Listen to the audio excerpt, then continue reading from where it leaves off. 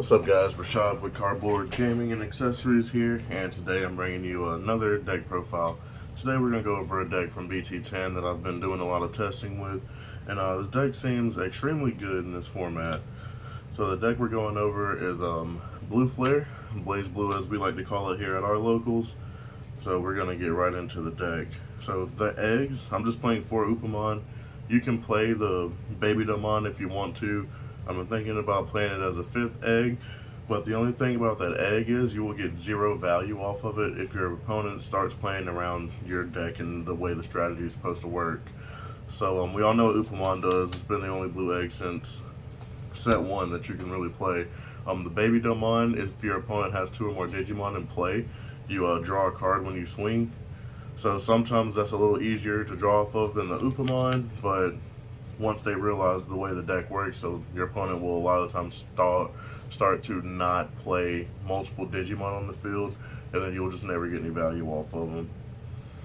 So now we go on to the rookies. Of course, you have to play 4 Gaussmon. So what Gaussmon does is on deletion, he plays a Blue Flare with a level 4 and rest mode for free. He only has 1,000 DP, so when you swing in with him, like, unless you hit an option or a tamer or something, he's gonna die. And so you want him to die so you can get your free play cards to start searching your deck and drawing cards and things like that. Next, we play 4 Jamming Vmon, because I like to play a little more aggressive. So this is just a free swing that your opponent has to clear, or you just keep getting free swings. And then playing 3 Madoki to stop memory gain. Just another good backup egg to have. There are some changes you can make if you would like to play 4 and play 12 rookies. Now on to the level 4s. The Greymons that we're playing is going to be a playset of the new Greymon with Blue Flare in its trait, of course. So when he's played, you look at up to the top 4, or look at 4 from the top, add up to 2 Digimon with Blue Flare in their traits. If you have the Tamer in play, you can grab a Metal Greymon from the trash instead. And then on deletion save, so you can tuck him under a Tamer.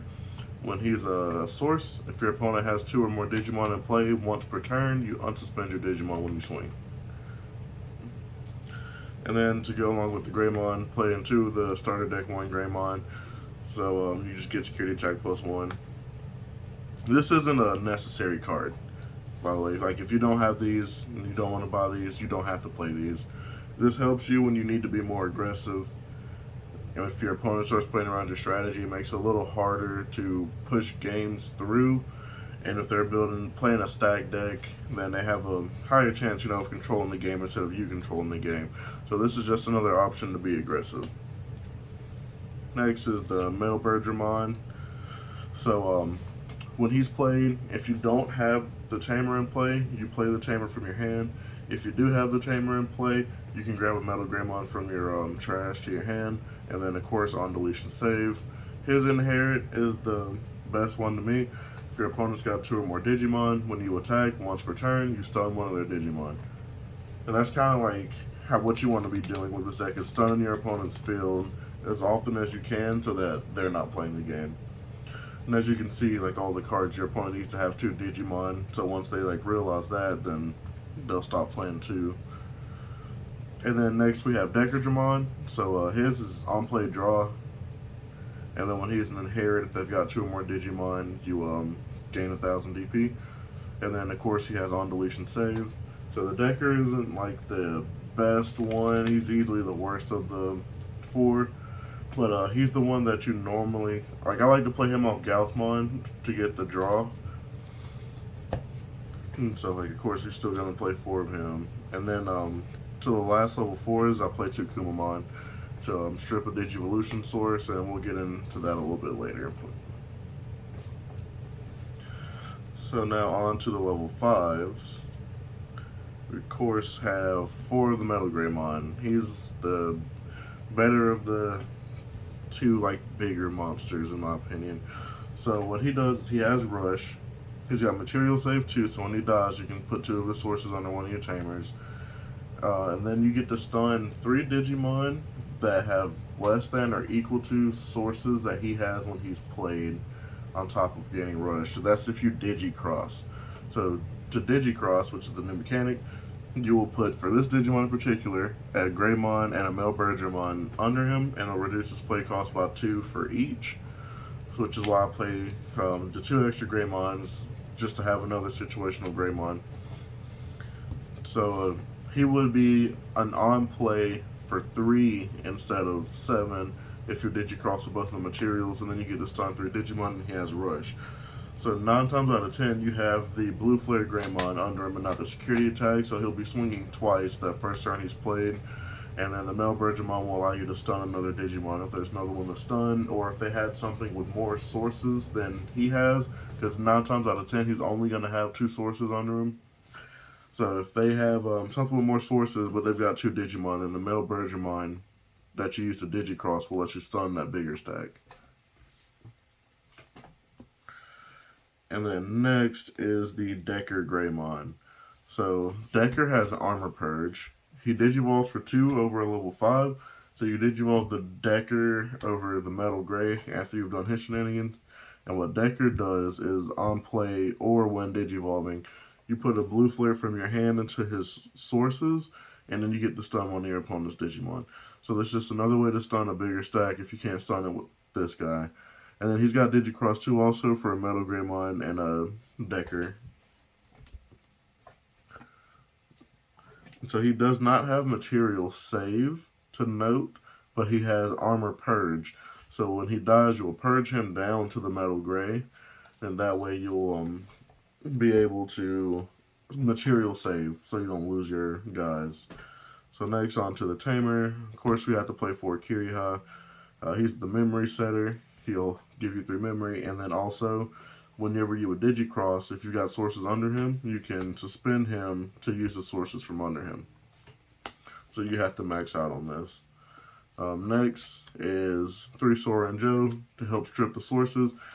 The reason I went with the kind of like a source strip strategy here is because you want to strip as many as you can so that you can stun as many Digimon as you can with the Metal Greymon.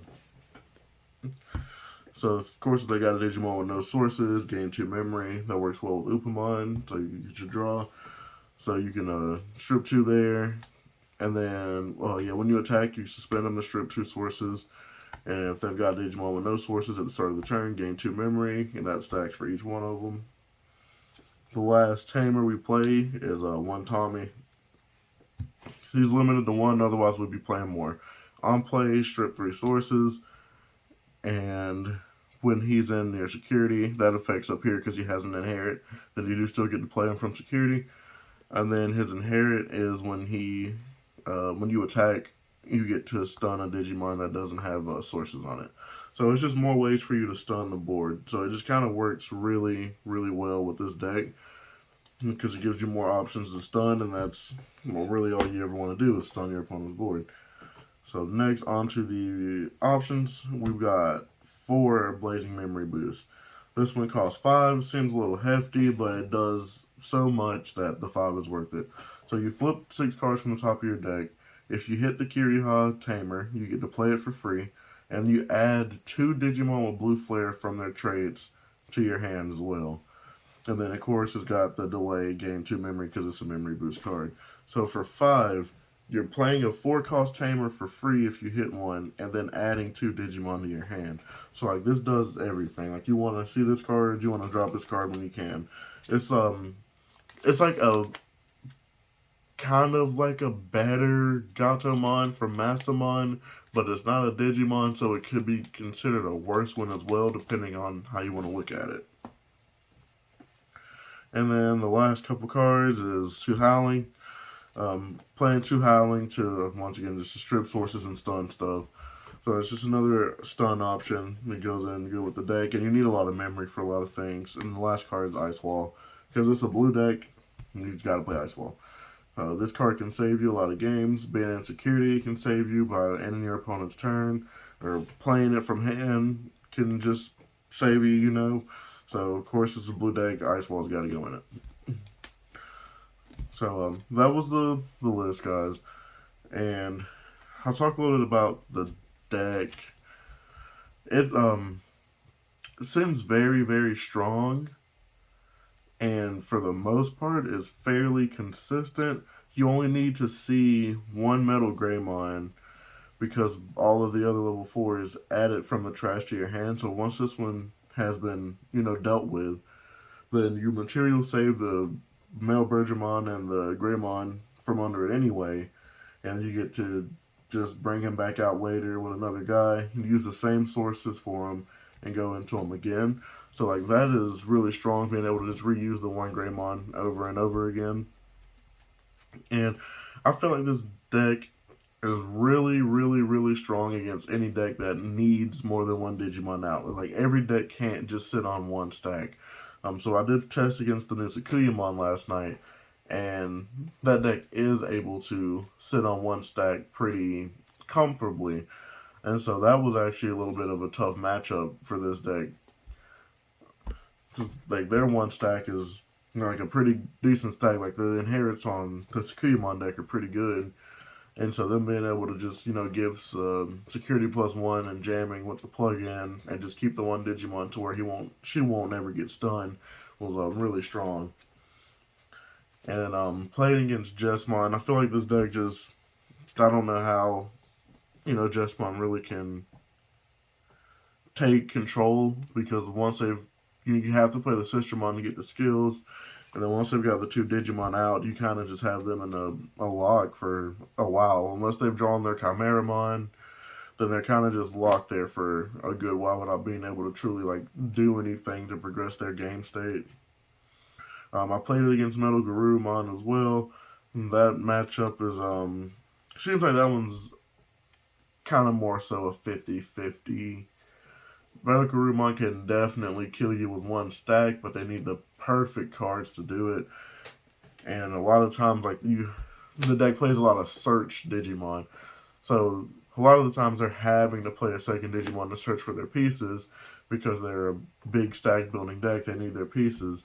So once they've had to commit the searcher, then you get all the advantage from that, and you just get to stun them out. And they have to just keep playing more Digimon to try to ramp up separate stacks to kill you, since you're going to be stunning at least two of them more than likely every turn.